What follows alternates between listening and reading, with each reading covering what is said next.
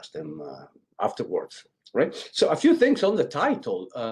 Radical fictionalism. The title of the book is Fictional Discourse, a Radical Fictionalist Semantics. And the editor insisted that I put in the semantic bit, which suits me fine. It will attract some philosophers of language.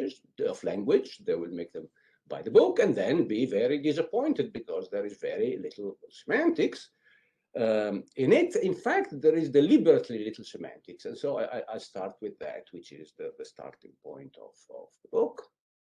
And then you see whether it's really fictionalism in the tradition, in one of the traditional senses of the term, and especially whether it is as radical as I claim it is. So here are the preliminaries.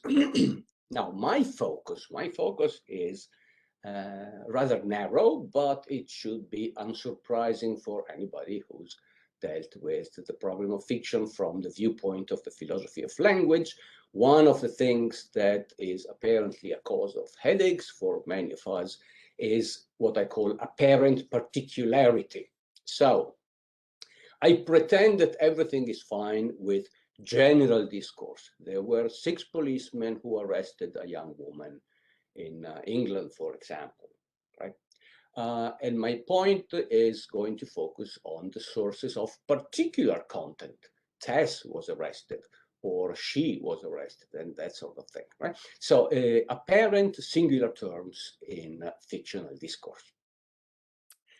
Here is an example, right? And the example is good because it contains a proper name, one, unfortunately for me, of the sources of particularity. There are others, and about those other sources, I say nothing. One is the most uncontroversial one, which is the pronouns, the indexicals. I got nothing to say in the book about those, even though I have something vague in the back of my mind on how to extend it to the case of, to extend my views to the case of indexicality. And then perhaps there's even kind terms and a few other things besides. Well, I got to start somewhere, and I would be happy if at least I say something decent about the occurrence of these name-like affairs, such as Oedipa Mass in The Crying of Lot 49. Right? Crying of Lot 49 and all of my examples, which I assume to be examples of fiction, narrative fiction, I should say, uncontroversial example. I got no story to tell about what makes fiction. Fiction, the conditions for fiction making and all of that. I just, like most of the literature on this sort of subjects, I assume that we have a sufficiently solid understanding of at least the core cases of the fictional, and it's always the narrative fictional, by the way, that interests me. So here are a few sources of alleged particularity, well, of real particularity in actual discourse: proper names, pronouns, and perhaps a few other things, and proper names will be my focus. I call all of this particularity rather than the more familiar singularity, singular propositions or alleged singular propositions, just to signal my neutrality. I sometimes, to keep things short, I appeal to certain views about actual proper names, but and those views eventually generate the industry of the singular proposition apparatus, but really I intend to be very neutral with respect to those views. And in fact, to most, I would say, controversial claim, to stay neutral with respect to all of the views currently on the market about proper names, about actual proper names, even though I speak the jargon of the referentialist just because it's a common sense jargon, right? So yeah, there's my focus on proper names. Well, so I should tell you perhaps a little bit about what this referentialist jargon is, what the alternatives are, how actual proper names work. Luckily, no, I don't. I'm not going to say any of this because the main claim of the book, that which I think makes it a fictionalist book, is that all of this is bypassed by principle in the case of fictional discourse. And so what I'm interested in is the occurrence of this name-like affair, Oedipa or Oedipa in the crime of Lot 49. Now, the options are familiar. I just rehearsed them also to remind you of the mild manner, nature, tone of the book. I have no counter arguments against those views that I'm about to list, and in favor of my view, I just want to say, look, here's this view, let's try to see where it goes. It seems initially plausible, and it has interesting ramifications. Right? As a biographical note, some of the other options that I have here about Oedipa in the crime of Lot 49, for me, their negation is pretty much a constraint on any appropriate treatment of fictional discourse. For example, reference to bizarre sort of entities, merely possible individuals, abstract characters, non-existent entities, and so on. Abstract characters is a little bit of an iffy one. I don't want abstract characters in the sense of playing a role of an explanation of why in the fiction there is this woman, right? When it comes to literary characters, I have a little independent final chapter, completely negotiable, and we can talk about that. I'm not going to mention that. But so I don't think that Oedipa, as the occurrence of Oedipa in the crime of Lot 49, is the occurrence of a referring proper name. The natural view for people like me would be to embrace the view that it's an empty proper name, just as, for example, the name Vulcan as it appears in a false scientific theory. I think that is an empty proper name. I've got no qualms with empty proper names, and with the ensuing idea, I suppose, of gappy propositions, problematic for many reasons that we know, not my view about Oedipa. So it's not referring, and it's not even empty. It's not a strange thing, and here I allude to some views that I'm not going to spell out, where it's a special sort of expression, is a new character in our in our semantic arsenal, something that deserves a dedicated theory, right? It looks like a name, but it's not really a name like my name because blah, blah, blah. Okay, no, none of this. So what is the option? The option is that it's not a bearer of semantic properties at all. So there is a dissolution of the semantic problem of fictional names, because fictional names are not things that we should be concerned with when we are doing semantics. So what is this occurrence of that affair, that six-letter affair that begins with a capital letter, right? Well, as an analogy, which I borrow, by the way, from Mark Sainsbury, you might think of the display of a sentence containing proper names of a sentence-like affair containing proper names for the purpose of, I don't know, grammatical analysis, right? So I write Mary loves John is a sentence with a transitive predicate in it, and you may ask, and you may object, well, fine, but which Mary do you have in mind? Is it true? What's happening? No, right? I got no intention to launch a name. I just wanted to present what I call a name type, an affair that behaves grammatically in a certain way, but that is so far not amenable to semantic interpretation, right? Or if you prefer, to a conditional interpretation, right? It refers to that woman as long as blah, blah, blah. And so I refer to this sort of desemanticized occurrences, if you like to call them like that, as a mere display. Display of a name, well, pretty soon, as long as I do not forget, I will call it what it is. Not really a full-fledged name, but a name type. It's just a way of talking. If you prefer, call it a name, but then recognize that the object of semantic interpretation is not a name in your sense, but the use of a name, the occurrence of a name with respect to blah, blah, blah. And that is what's missing in the case of the display, in the case of the grammatical scenario, and for me, in the case of fiction as well. right? So Oedipa, as it occurs in the text, is in actuality a name type that is not put to use as a proper name.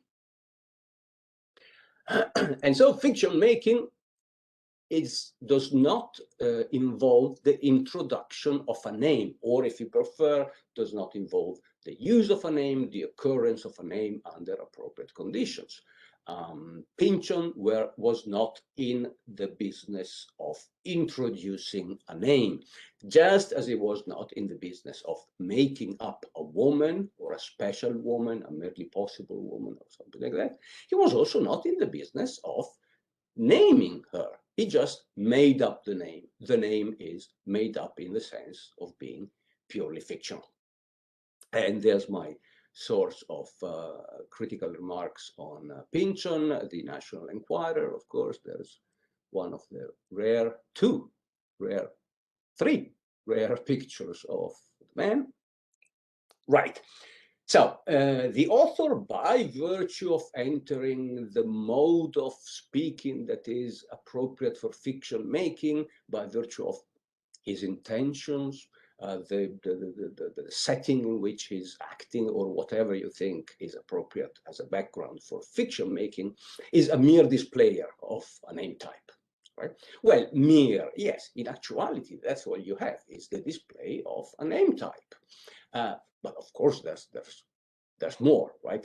He's not engaged in a class in syntax, for example, in elementary syntax. He's displaying the name with a further agenda, the agenda of making fiction. And therefore, for me, the agenda of making it fictional, that name type is a name. In the fiction, of course, that is a name. It's a fictional name, right? Just as the woman is a fictional woman. And fictional is not subjective. It's not a special way of being a name to be a fictional name. Just as being a fake diamond is not a way of being a diamond, right? Fictional names are not names at all. What are they? They are name types put to use, blah, blah, blah. Right. There's a little bit of a tradition here, a strange tradition. I mean, a great tradition. Look at the names I'm citing here, my heroes, right?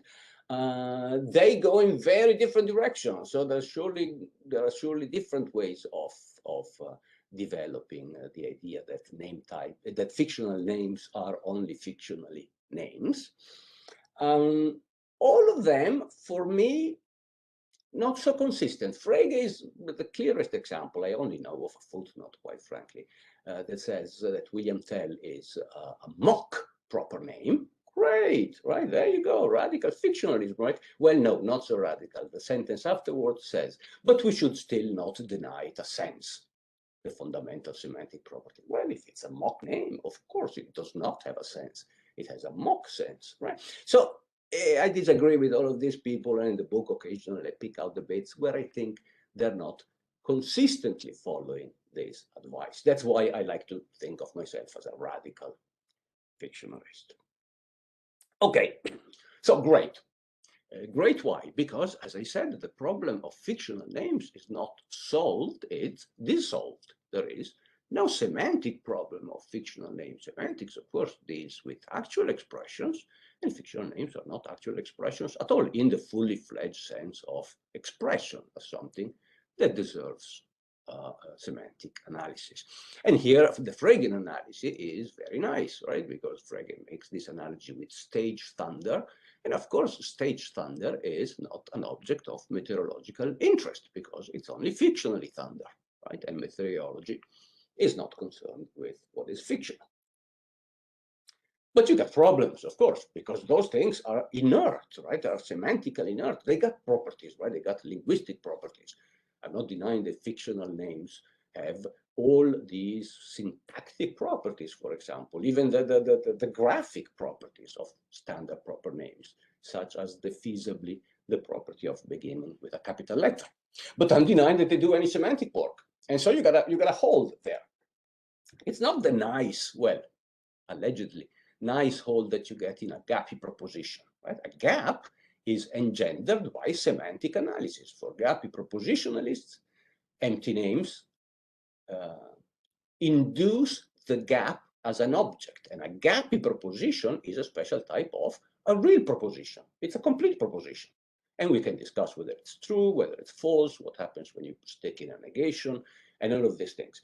But for me, you don't even have that, right? You got a predicate that is unsaturated, if you want to put it in the Freudian terms, right? It doesn't gel together in a proposition. Again, I'm willing to concede, just for the sake of the argument, that all the rest is fine, right? The predicate contributes a property, at least if it doesn't contain a name itself. So all is good there, but I lack the bearer of the I lack the alleged object, which allegedly has that property, right? So no propositions there, really no propositions, right? And that doesn't seem to be good, because if you don't have a proposition, then you read the book with just in order to follow some types on the page, just in order to, I don't know, appreciate the syntax or admire the types on the printed page, but surely not in order to absorb content. So that's the bit that I need to do something about. And the point is, well, of course, there are non-semantic sources of content. Now, we might want to call them pragmatic sources of content, would be okay, except that pragmatics, for many of us, the thing that comes to mind is the sort of implicature business, the Gricean business. And the Gricean business starts typically from the encoded proposition to the calculation of an implicature. I can't even get that started, right? So no, not that. What happens is that the source of content is not the sentence, but the utterance of a sentence, right? In reality, and then I will explain fictionally. I call this sort of source of content impartation. Matteo just pointed out to me that I'm using it in slightly different senses as the object and the act of imparting. I hope that is relatively harmless.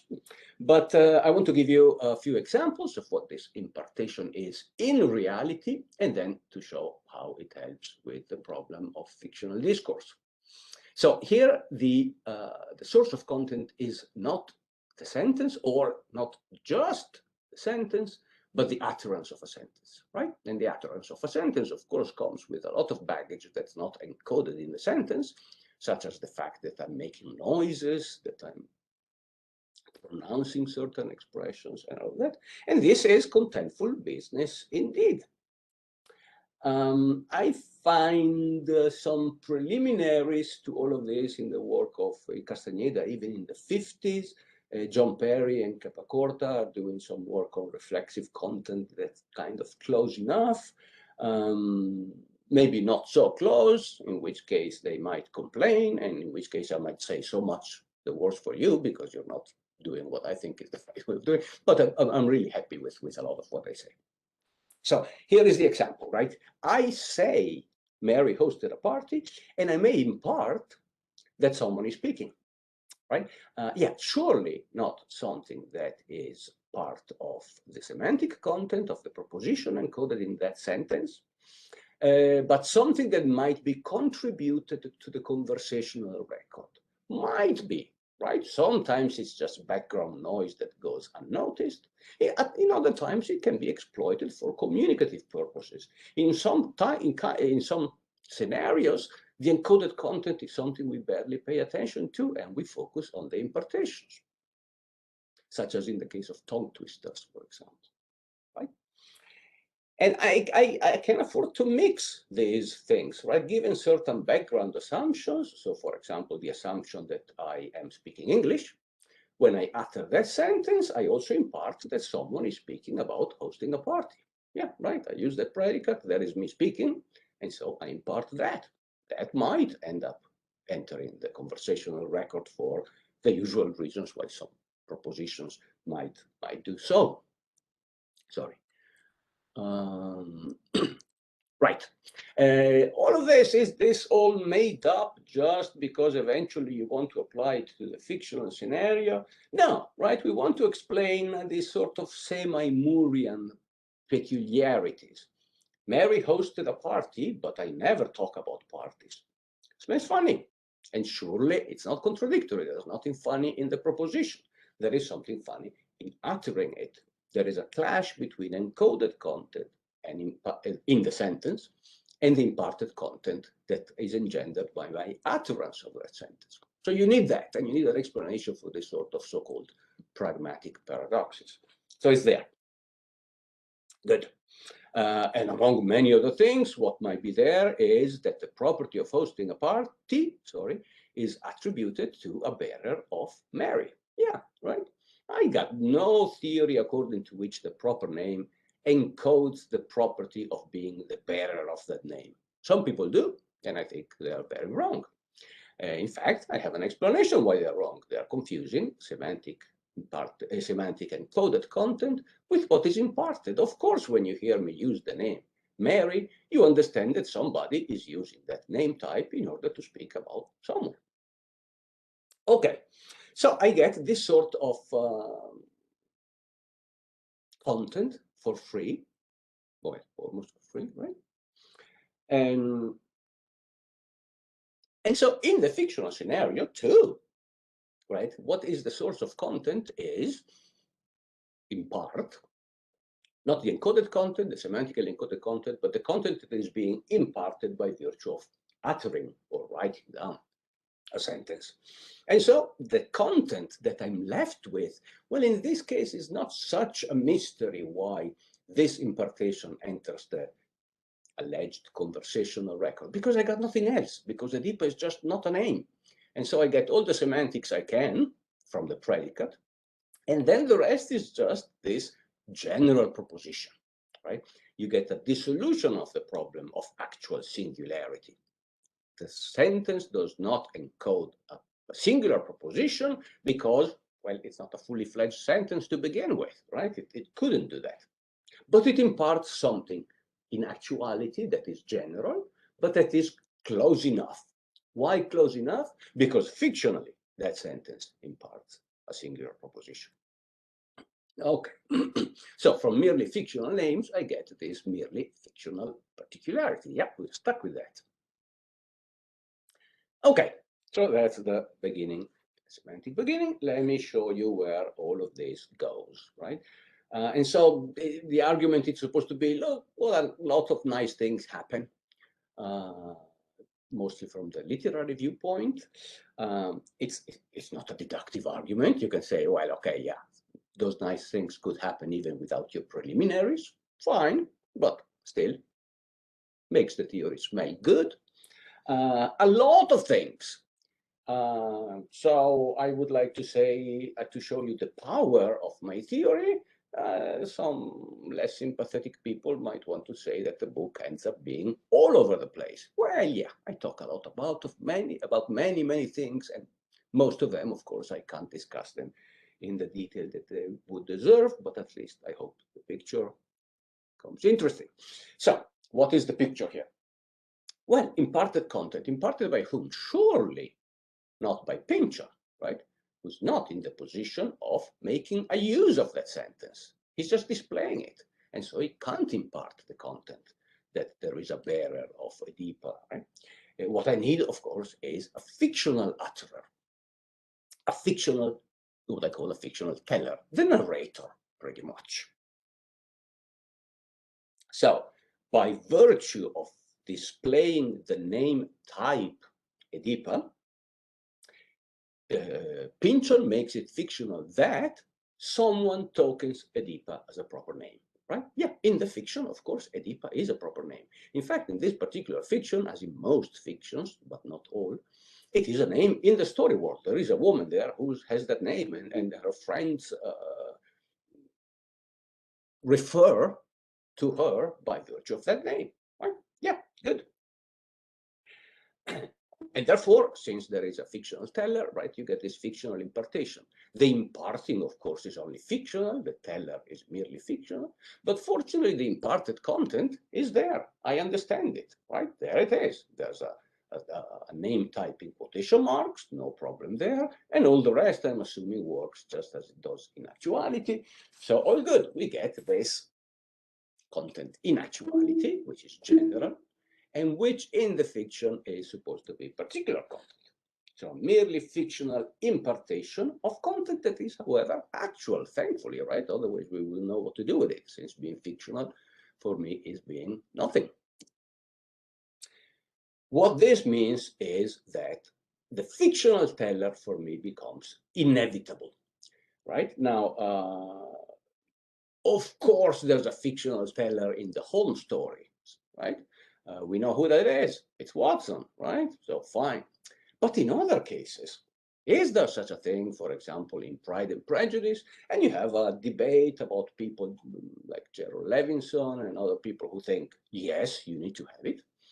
Other people who say, no, you don't. And their argument, as far as I remember, Kanye, for example, is, I see no reason why I should always have it. Sometimes there's no reason, right? Well, I got a semantic reason. So in a way, I end up with a new argument in favor of the inevitability of the fictional teller. In heterodiegetic fiction as well, right?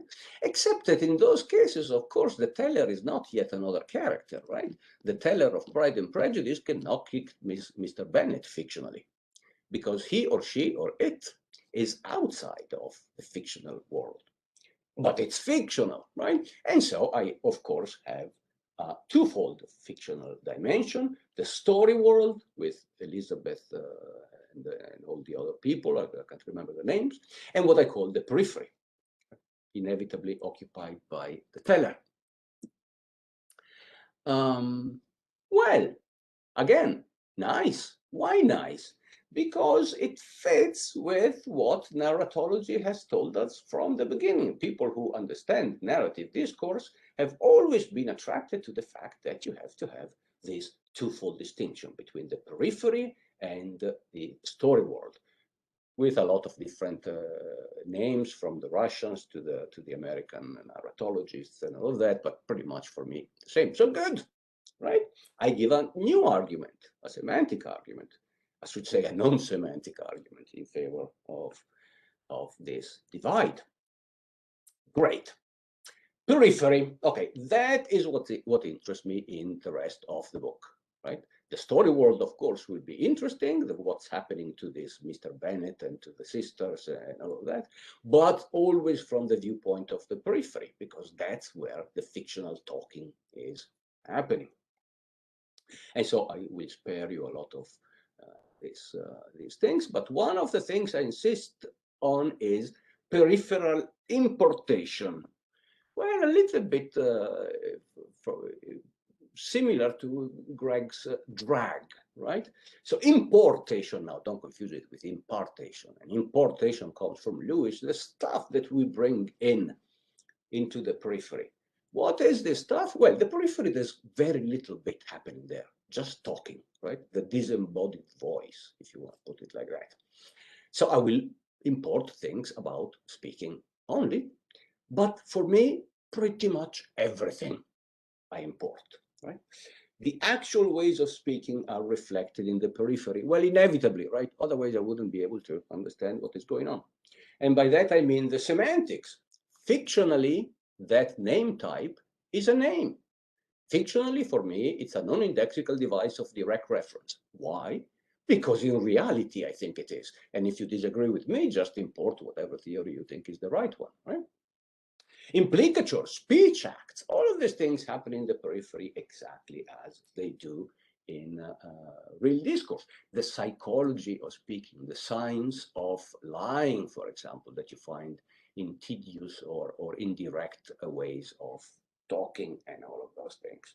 And so I call this the naturalization of the periphery, following the narratologist way of speaking, right? And here is Kripke.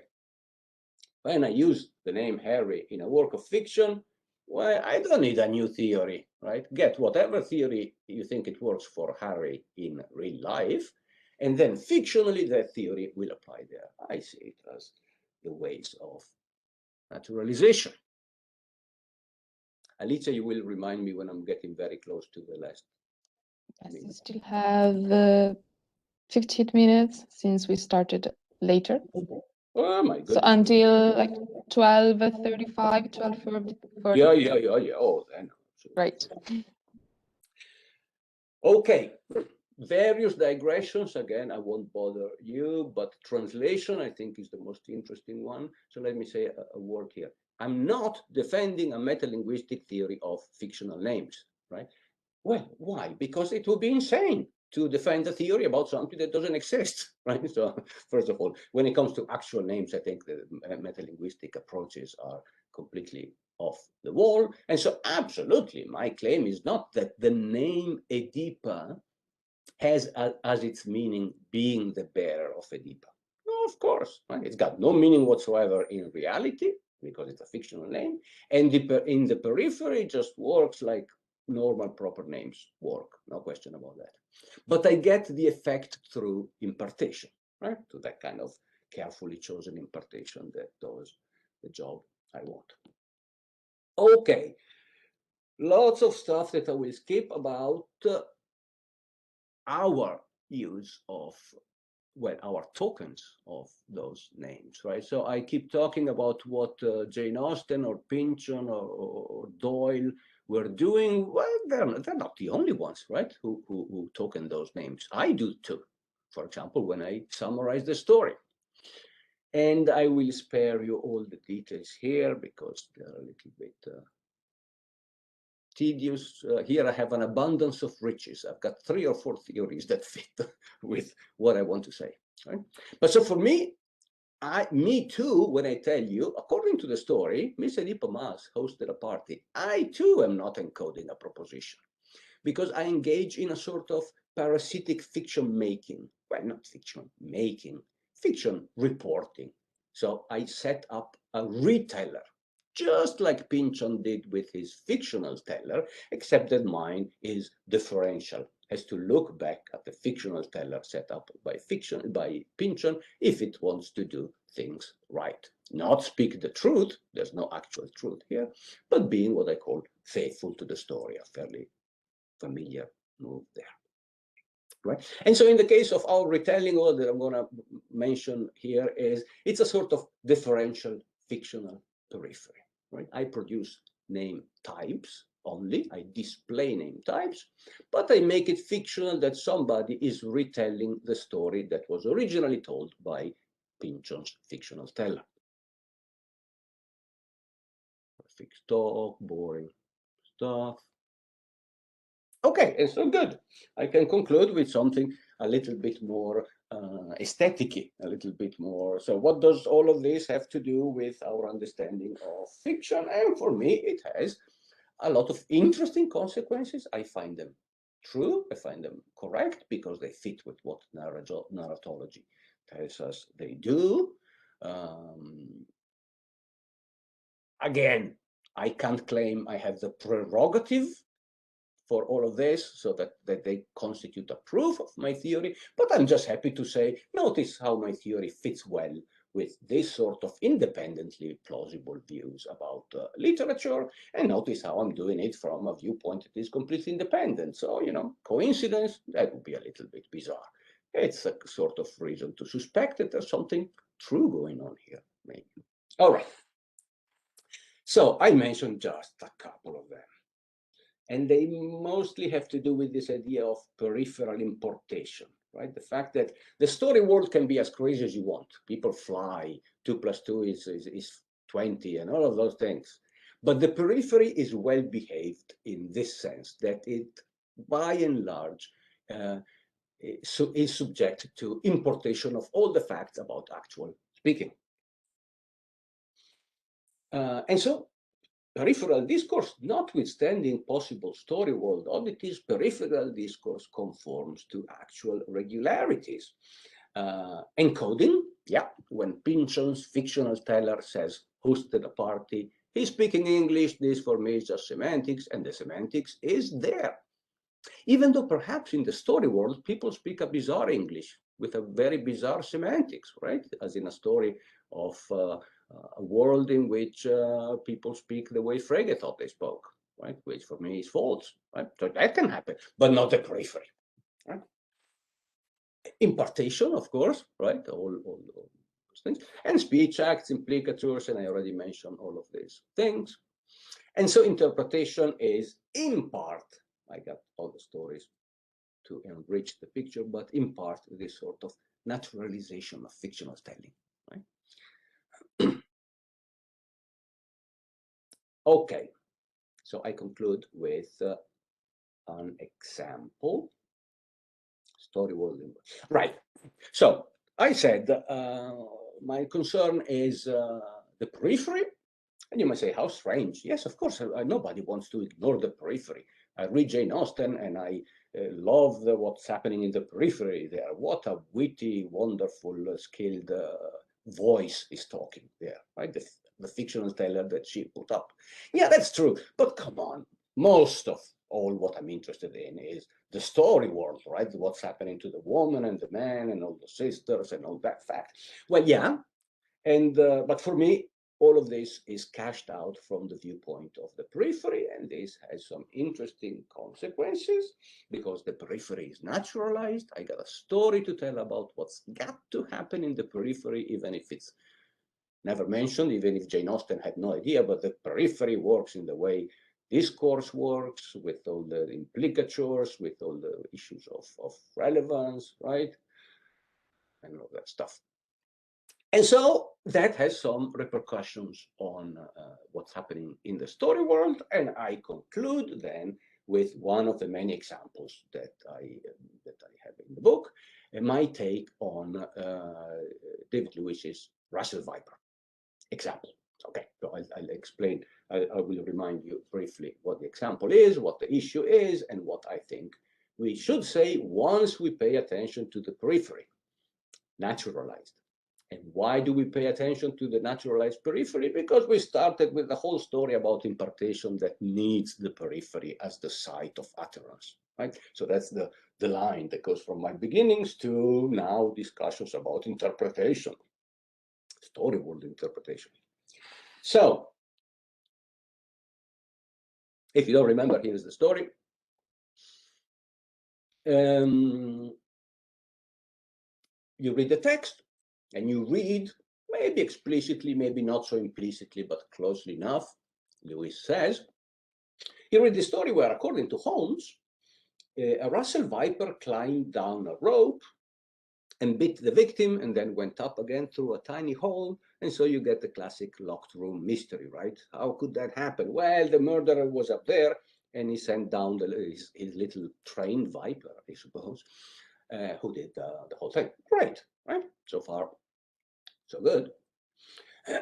Now, Lewis has some principles of story world importation directly, right? He doesn't think of the periphery, and it's close enough. But anyway, here he's talking about what do I have to bring into the story world in order to understand the story, stuff that the text doesn't say or even hint at. Many times he says what is actually true. Alas, not here, he says, because in actuality, Russell Vipers cannot climb up and down ropes. So, if I lack this bit, Lewis says, what would happen is a bizarre reading of the story, and I agree, very bizarre. It's a story that ends with Holmes coming up with a false solution, because in the story world, the Viper cannot climb, he claims it did climb, Holmes was wrong, right? A sort of existential modernist tale of epistemic limits. Surely not what's happening there. Holmes did solve the crime, right? So Lewis says, I can't be happy with this. But I could import from the beliefs that generally prevailed in the community where the fiction originated. So the story is, yeah, the Viper can't climb the rope, but Doyle and or the Victorians thought it did, so in the story world, it did. Okay. And for me, the question is, well, maybe, but maybe not. Suppose that I read that, well, most likely Doyle didn't even have a clue one way or another. He didn't really care what the Russell Viper could do. But perhaps he was even well informed, and perhaps all the Victorians knew that the Russell Viper is not a constrictor snake. So what? Well, maybe I should look for another story world importation principle, not actual truth, not general belief, but something else, right? But for me, the story is different. The story is, don't think about story world importation, think about the properties of the periphery. And so for me, whether the Victorians had beliefs about the Russell Viper or not is relatively irrelevant. And equally irrelevant is whether Russell Vipers in reality can climb ropes or not. So the attention for me should shift from story world importation to peripheral importation. And here what I'm importing is the principles of the economy of conversation. There are types of conversations, of course, and conversations go somewhere. And the type of conversation that tells me that chronicles the exploits of a detective is generally a type of conversation that ends in the solution of the crime. This is a little bit different from Lewis's appeal to genre, right? Which jumps directly to the story world. It's not genre in the sense of literary genre. It's a property of a type of discourse, which you also find in reality, like in a newspaper account, right? And the property is, in this case, closure, right? There would be something missing, something defective in the fictional discourse in the periphery. What is that defective fact? That it doesn't close, it doesn't lead towards the natural completion of a conversational exchange of that type. That is strong, independently of authorial beliefs, independently of any principle of story world importation. Once you naturalize the periphery and you apply to that discourse the sort of properties that are appropriate for fine, well-organized discourse of that type, you've got to assume that the story ends with the solution of the crime. If it ends with the solution, it means that the Viper could climb the rope, and therefore that it is fictionally true in the story world that the Viper climbed the rope. Right?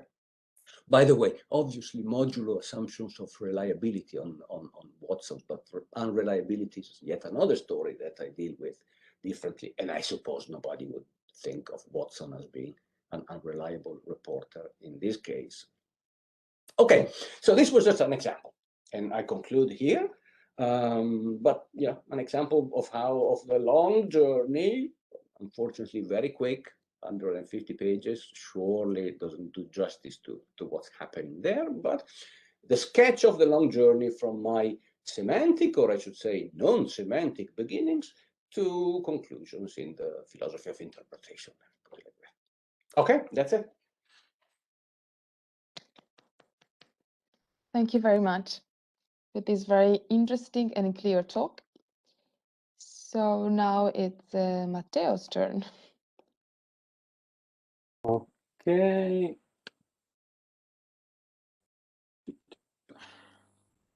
Okay, can you hear me? Okay.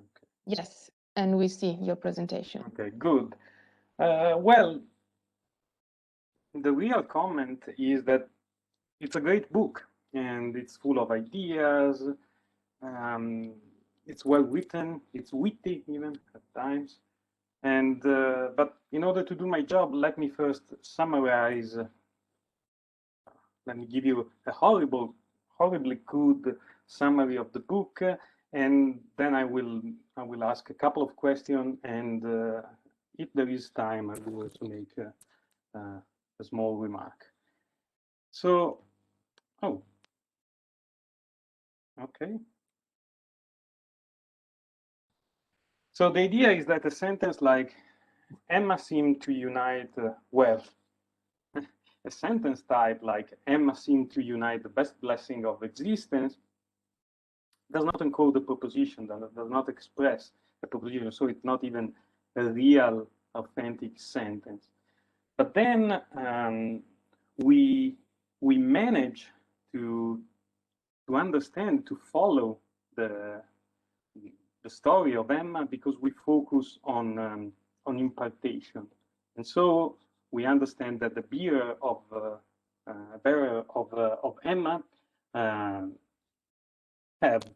has certain properties.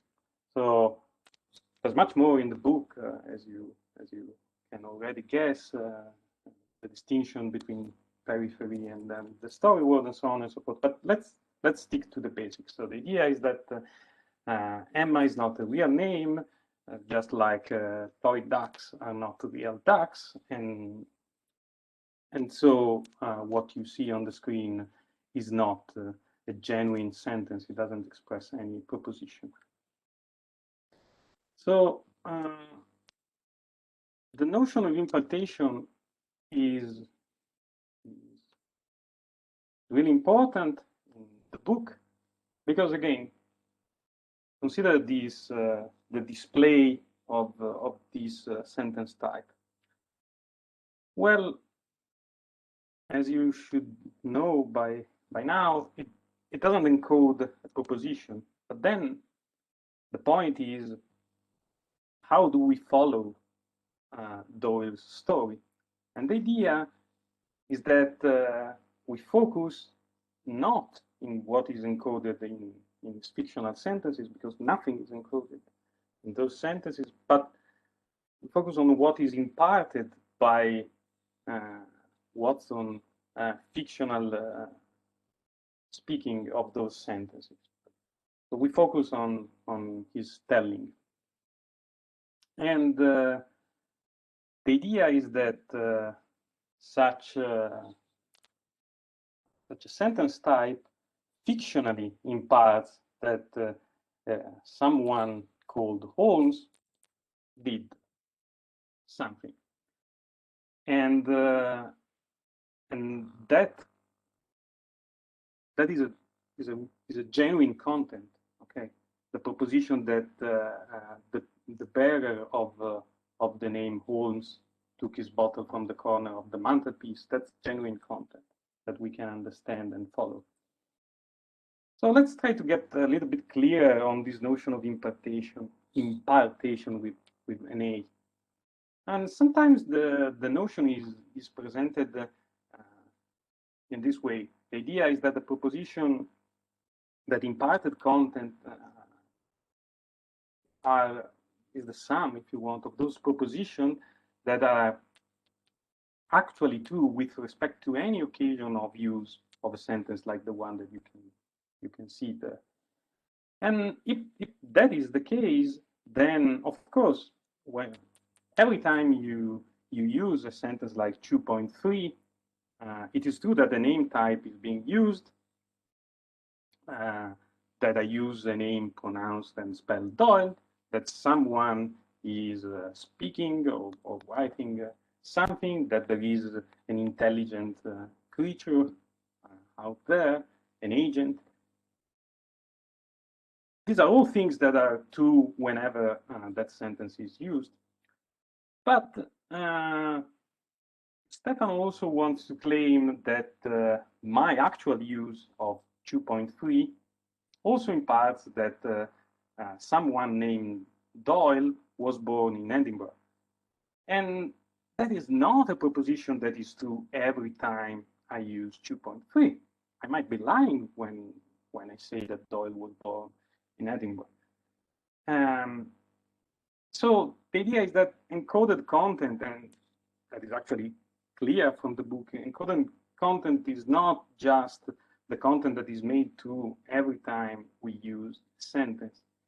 But I would like to suggest that when we follow that sometimes encoded and imparted content interact. And the idea is that my use of 2.3 imparts that the bearer of Doyle was born in Edinburgh, partly because it contains a predicate that really encodes a property that has an actual semantic value. And I think something similar can be said of the fictional use of a certain sentence. The idea is that also in that case, the message that we get is the result of an interaction between imparted and encoded content. And in any case, I want to suggest that encoded content plays a significant role in this case and also in the fictional counterpart of the real case that I just considered. Okay, now I want to press a little bit Stefano on this idea that the sentences that are displayed in fiction do not encode the content. So this is a variation on a tale by Calvino. Suppose that I consider that sentence type. There was once a lad whom everyone called dauntless little John, and who was afraid of nothing.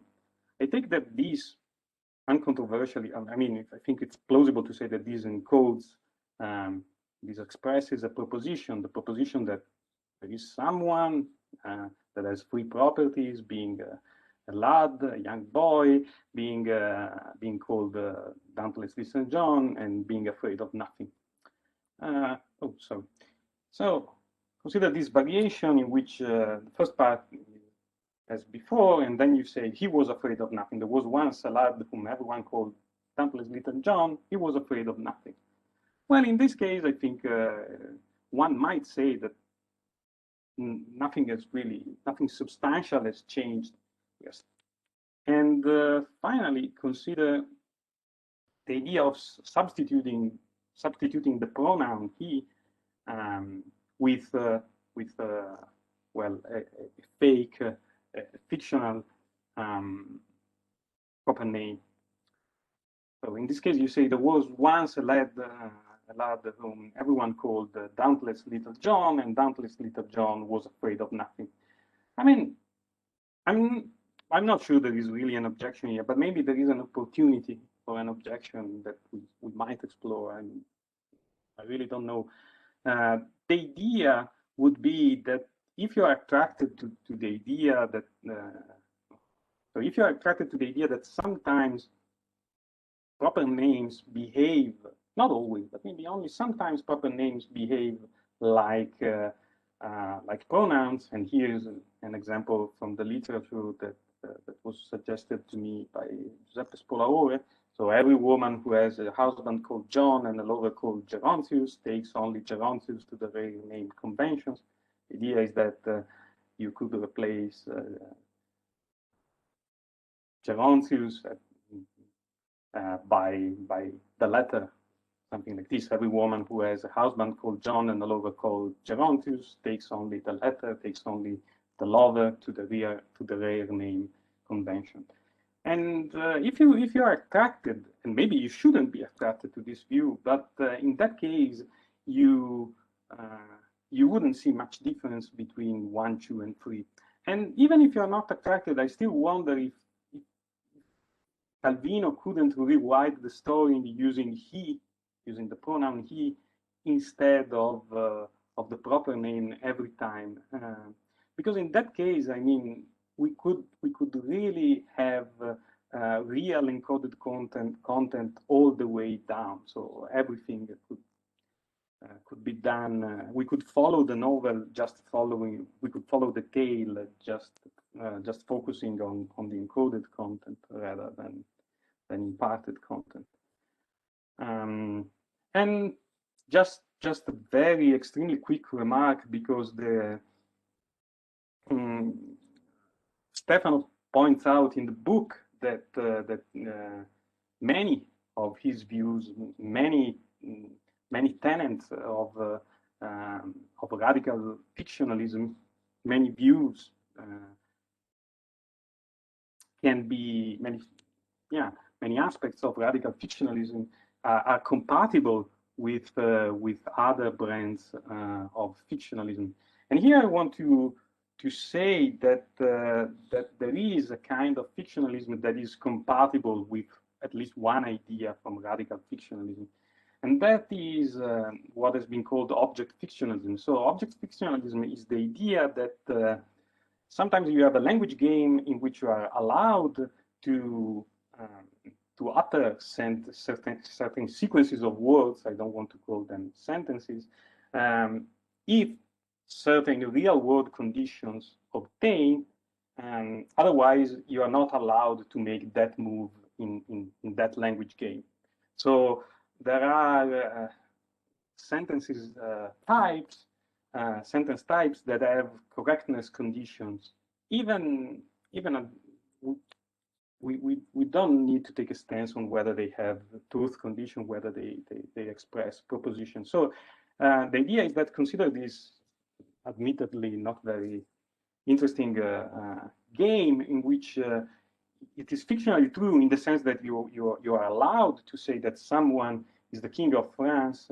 That's a correct move in the game, if and only if that person is wearing a ski mask, a certain mask, and you are allowed to say that someone is injured if that person is lying on the floor. The idea is that these games work in such a way that that when you learn that something is fictionally true, when you learn that, for instance, it is fictionally true that that the king of France is injured, when you know that it is correct to utter that sentence in the game, then you learn something about reality, because you learn that the person wearing a certain mask is lying on the floor. And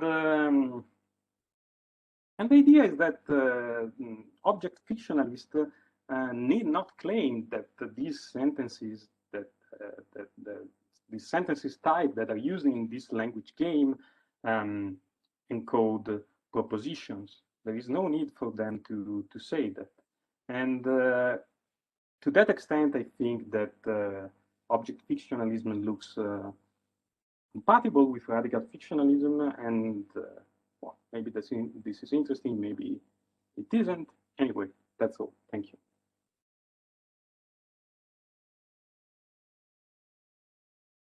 Thank you, Matteo. Stefano, would you like to reply before starting the public discussion?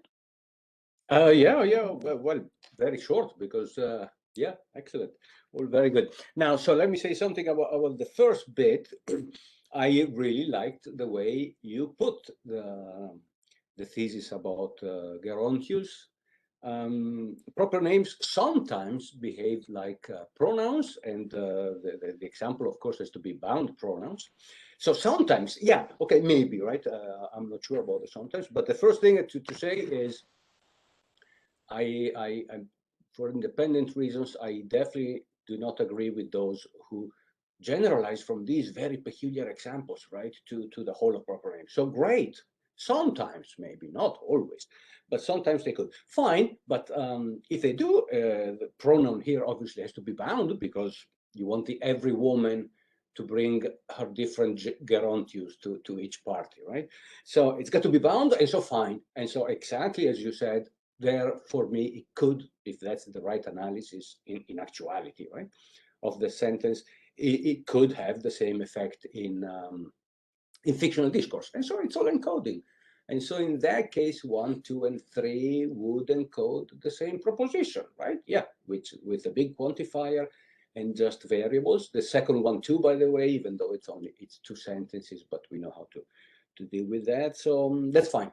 Yeah, happy with that.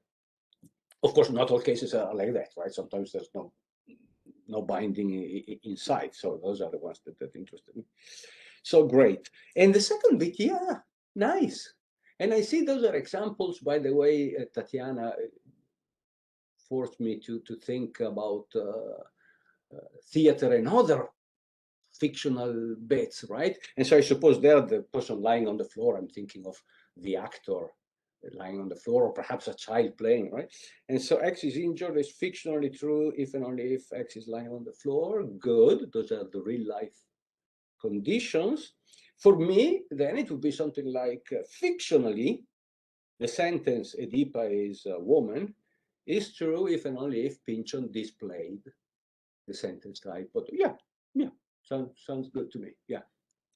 So good. So compatibility for sure. No commitments in either direction, but I really think so, if that's what they meant. Great, good. Thank you. So we have the first question from Alberto. Thanks a lot, Stefano. I think that your book is really great. It's one of the books that I mostly appreciating in reading book of this stuff.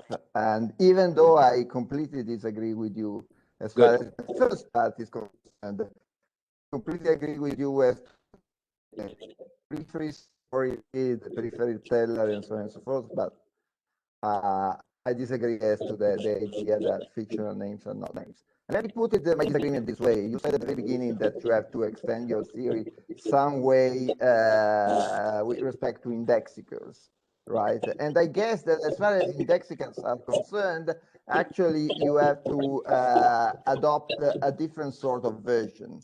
And I tell you why. I think that you are forced to say that as far as names are concerned, the referential use of a name in fiction and the predicative use of a name are completely separated, in the sense that the predicative use has to express genuinely a property, so it contributes to something that is semantically relevant. So, for instance, suppose that your story that unfortunately I didn't read said at a certain point, Oedipa was very proud of her name, and indeed, she was really an Oedipa, right? She was really someone called Oedipa.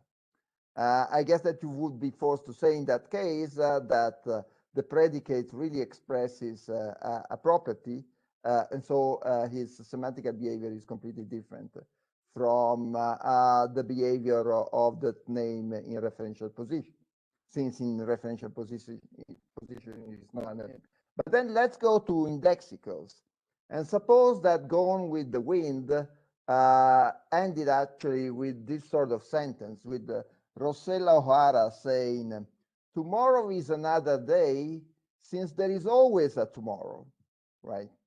In that very case, it would be hard to say that the two uses are completely separated. For tomorrow, insofar it is an indexical as a character, and this character, which is what the indexical express.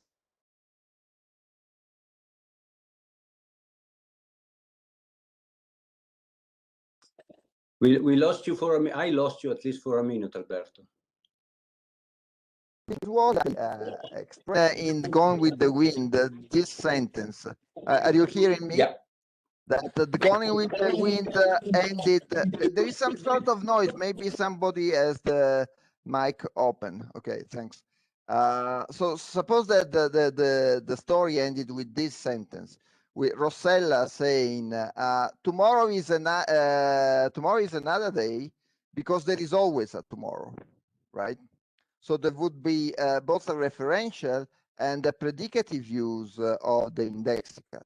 And here, in that very case, you could not say that the uses are separated, because what is expressed in the predicative position is precisely the character that the name imparts, that the indexical imparts, in your sense, in the subject position.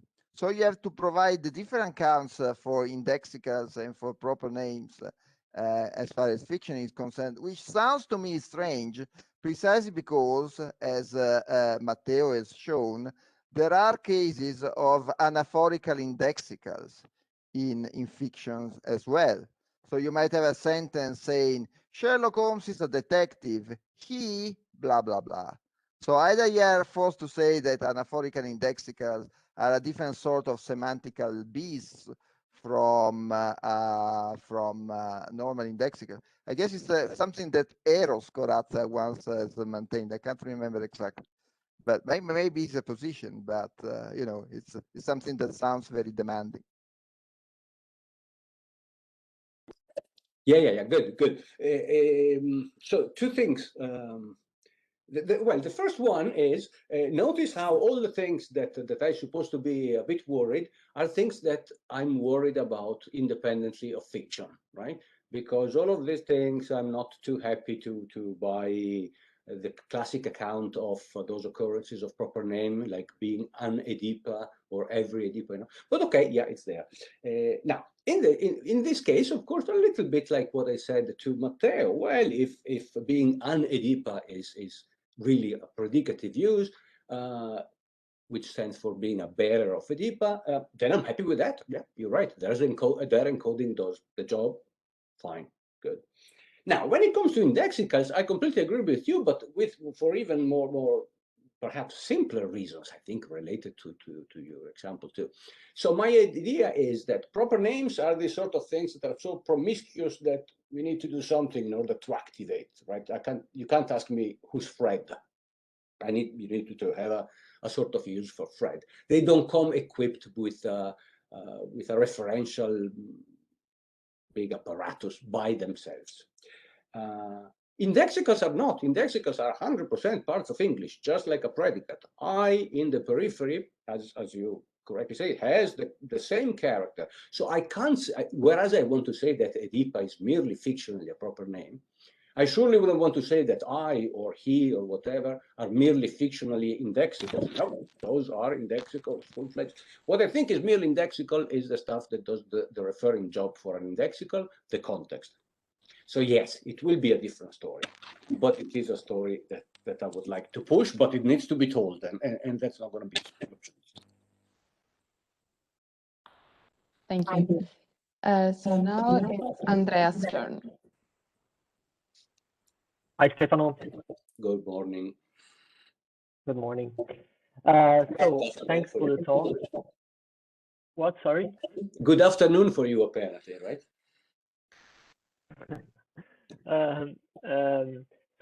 Thanks for the talk, and I wanted to ask a question concerning the relation between something you mentioned at a certain point in your book Context and your current view on fictional discourse.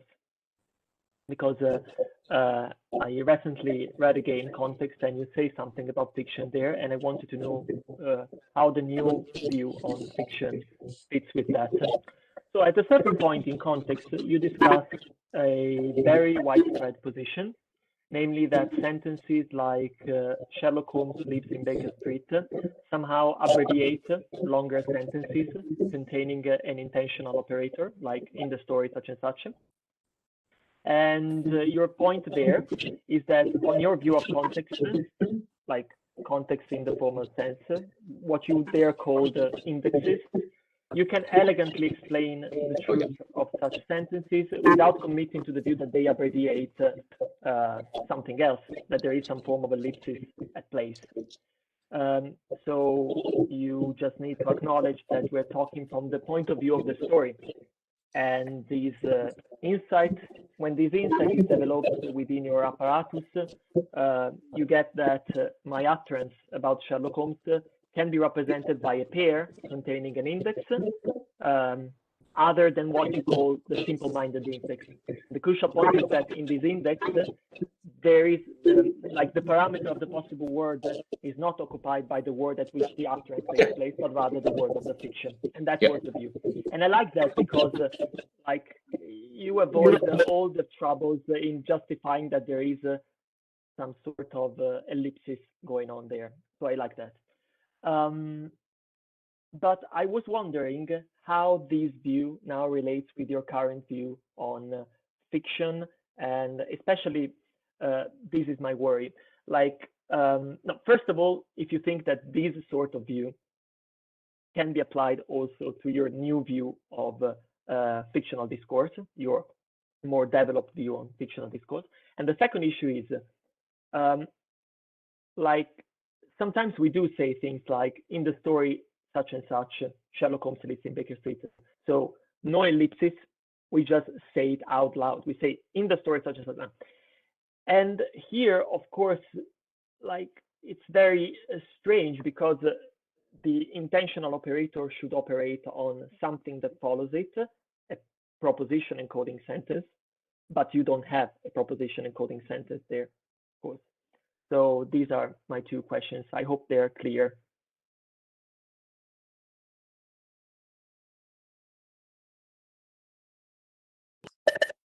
I think Alberto is familiar with my back and forth on fiction, where he criticizes a view, and my reply is always, "Oh, but that's from last year. Now we completely changed my view." Well, absolutely, completely changed my view. Now, let me say a little bit what the story is. First, there's two issues, right? The first one is when I say I, not Doyle, say Sherlock Holmes lived in Baker Street. Some people think you need an implicit operator, and many people, including me, in the old times, claimed, yeah, but there's no reason to postulate it except for getting the right results. And I still agree with that. Right? Still agree with that. If I can do those sentences without the thing, good. Now, as you said correctly, some sentences have it explicitly. So there, you know, right? I explicitly say, according to the story, Holmes lived in Baker Street.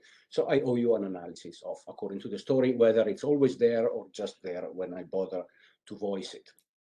Okay, all of what was appearing in context for a little bit for different reasons, so I'm not too ashamed of what I wrote, but surely doesn't hold now, right? Now, even in the simple case, unprefixed Sherlock Holmes lives in Baker Street, the story roughly was that it's a sentence in context. It's a sentence, but the context differs from the context of utterance because it contains, let's say, the world of the story, sloppily, except for the actual world as the one where you establish, right? Yeah. Right. So you get intentionality in that way, right? You don't have an operator, but you shift the world of the context. Once you have the prefix, in my old times, I thought, well, okay, then intentional operator. Then I started thinking, well, not enough because of some cases involving indexicality. And so I thought it was a monster. You shift context. The operator shifts the context. Now I'm thinking there's no operator. It can't be an operator because there's nothing to operate on, right? It's not a sentence what comes afterwards. Yeah, so I've got to have stories, and I've got a couple of stories on how to treat the operator, but you of all people might suspect it's going to be a roughly paratactic story. Right? Yeah. I wanted to get to there because I knew that. Yeah. So absolutely not the same view as context. In fact, very, very different. In context, fiction was a tiny little example of context shifting, right? So I'm not too desperate, but yeah, you're right. Good, thank you. Stefano. Sorry, you were saying something, Andrea, again? I think it was the same. Just saying thank you. Okay. Now, Catherine. Thanks, Stefano. I just, this question might arise because I haven't followed you properly. I'm not sure. So I just wanted to question your motivation for positing a fictional teller. So I know that you're by no means alone in thinking that for every fiction, there must be a fictional teller, but I find that view wildly implausible. So here's how I understand your motivation, or the argument for thinking there must be a fictional teller. So in your view, the bearers of content aren't sentences, with the sentences with which fictions are produced. They're utterances of those sentences. And those utterances of sentences impart content of various kinds. Why can't it be Pynchon's utterances of the sentences that impart content? And here I took your response to be, well, Pynchon actually utters those sentences, but he doesn't actually impart any content. But why can't he actually utter the sentences and fictionally impart content? And here, the only motivation for thinking that can't happen seems to be that he's asserting, but why not, there are loads of different accounts of what's going on when authors make fictive utterances. Why not just go for a different account of the kind of speech act involved, and then you're not committed to fictional tellers, which just seems, even if you don't find them objectionable sort of in the kind of way I do, at least simpler. Yeah, no, fair enough, yes. And this fictional teller thing is a strange thing because it almost comes close to a constraint for some people And me, or I remember, I think Jerry Levinson, we spoke, it's always, of course you got to get that. If your theory doesn't get the inevitability of a teller, it's got to be wrong. And other people like you, and I met many people, obviously, very familiar with the issue, who say, of course you don't always need it. Well, why on earth would you need it there, right? So yeah, you're right. Now you put it nicely though, right? Pynchon, you want it to be a fictional impartation, right? So Pynchon fictionally imparts something. Yeah, isn't it close to the fact that there's a fictional Pynchon who does the telling? For me, I wasn't too shocked by what you said. I was like, yeah, That just seems unnecessarily baroque to put yeah. I can see that. Yeah, and so he actually tokens something, right? No problem there. By virtue of actually token something, he makes it fictional that he imparts something. Oh, good. I see. Maybe you're right. It's baroque if I want to say, oh, and therefore in the world pops up this extra thing. But there is something in the fictional world who's doing the imparting. Pynchon. I just don't know why you need an imparting agent in the fiction for everything else you say to happen. I think it's just an unnecessary part of your account. Yeah. Well, I do want the fictional imparting, right? Why? So you're not saying that Pynchon is, by virtue of tokening something, he's fictionally imparting something. You're saying by virtue of tokening something, he's actually imparting something, and that impartation is true in the fiction.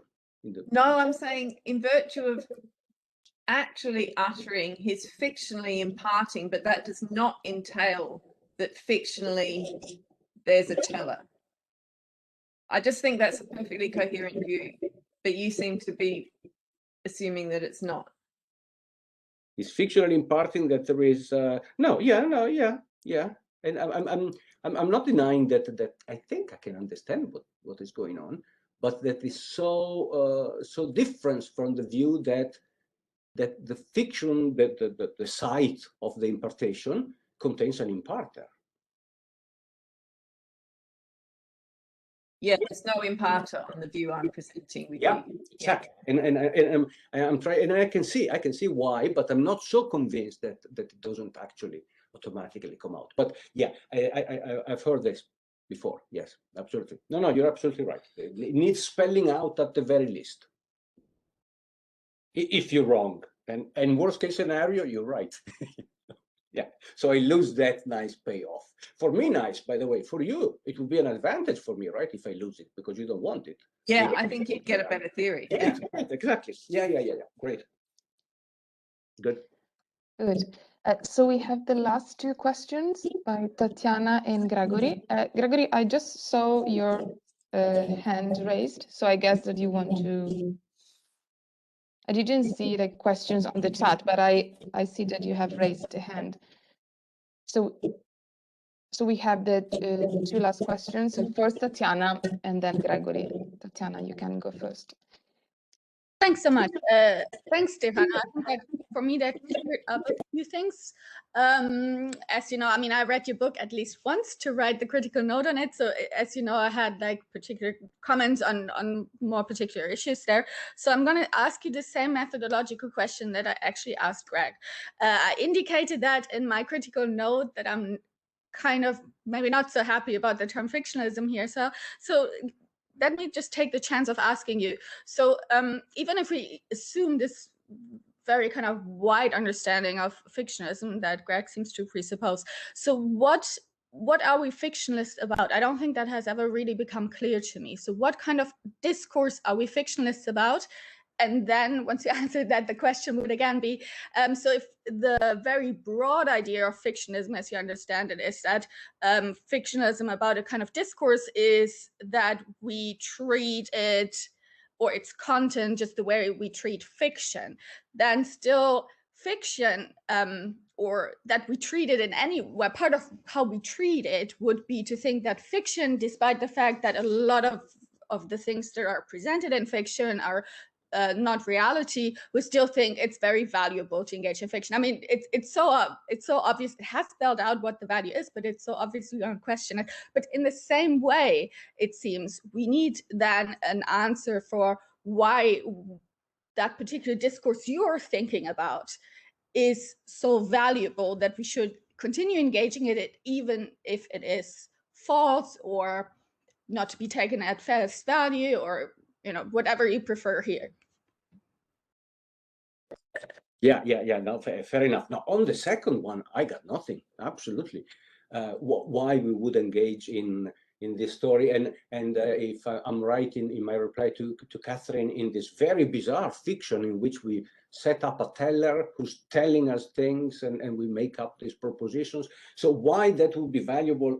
I really think it's a question for everybody, but surely it's a question that I got nothing.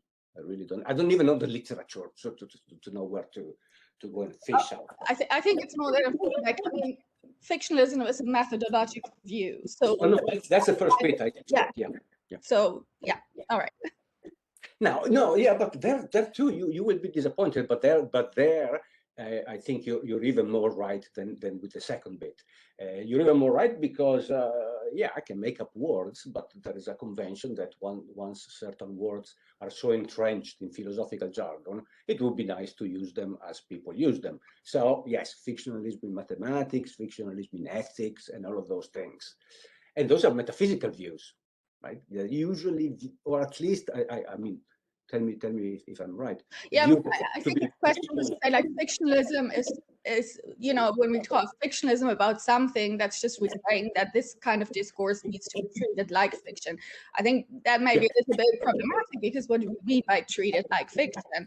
And it may be clearer to understand it as a view, look at however we think fiction is to be interpreted. So what are we doing when we engage with fiction? This is the same way we engage with this kind of discourse, or we should engage with it. It's descriptive or prescriptive.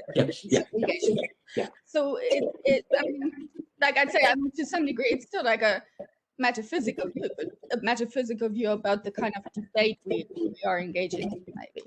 But so what is fictionalism? So what's the kind of discourse that you want to apply fictionalism to?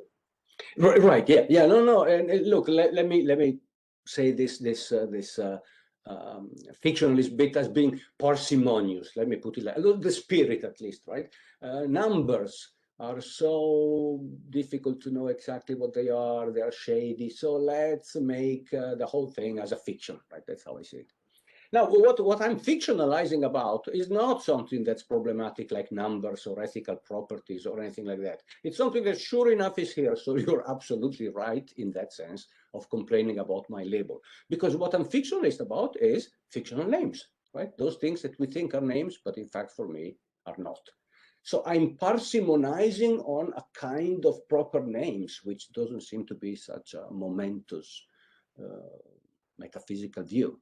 So in that sense, yeah. In that sense, I would tell you it's a label. Even though I concede that you're right in saying, well, look, come on, look at Diablo, look at even Walton, perhaps. They use it in a much more substantial way. So yes, I think you're right on that. Well, I mean, I surely do away with fictional detectives and that kind of thing, but that's my prerogative. That I grant you, most people do, right, except for the realist, of course. So yeah, no, again, a bit of a concession. Yeah. And by the way, I should keep remembering Momchilov, the editor, was pushing me with some things on the title. I wouldn't be so surprised if fictionalist came in the title, but it's everywhere in the book, so I have to take responsibility for that. Thanks. Thank you. Now, Gregory, you're the last. We can't hear you.